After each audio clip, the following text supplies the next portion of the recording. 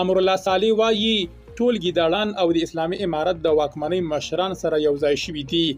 د ولسواکۍ لومړي مرستیال ولسمشر غوښتل چې د اسلامي امارت د واکمنۍ او اسرائیلو ترمنځ د جاسوسۍ تار رسوا کړي، خو اوس یو ناڅاپي ترې ولې لاس په سر شو.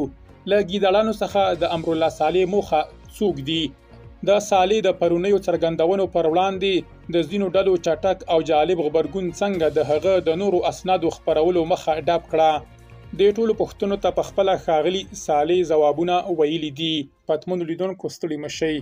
د افغانستان د ولسواکۍ واکمنۍ لومړي مرستیال ولسمشر لیکلي چې غوښتل د اسلامي امارت د واکمنۍ د یو محرم سند پر بنسټ د حزب التحریر داعش خراسان ډله او د نوموړې واکمنۍ ترمنځ توپیر روښانه کړم، خو خبر نه وم چې ټول ګیدړان سره یوځای شوي دي.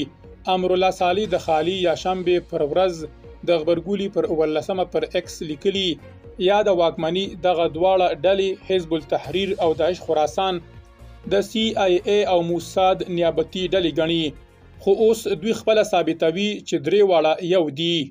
ښاغلي صالح ډیره کړې چې د حزب التحریر او داعش خراسان ډلو ګڼ شمېر هغو غړو چې ایکس خواله رسنۍ کاروي زما خبره ناسمه ثابته کړه، ځکه دوی وویل چې موږ د دغه واکمنۍ ورونه یو او ته یو جاسوس یې، کوښښ مه کوه چې موږ له یو بل بیل کړې.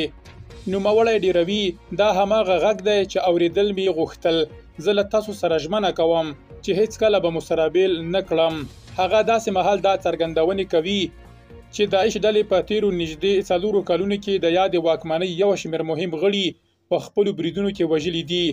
همداراز د کابل ادارې یادونه کړې چې داعش ډله یې په افغانستان کې سخته ځپلې او دغه ډله د بلوچستان ایالت په مستونګ سیمه کې پټنځي لري.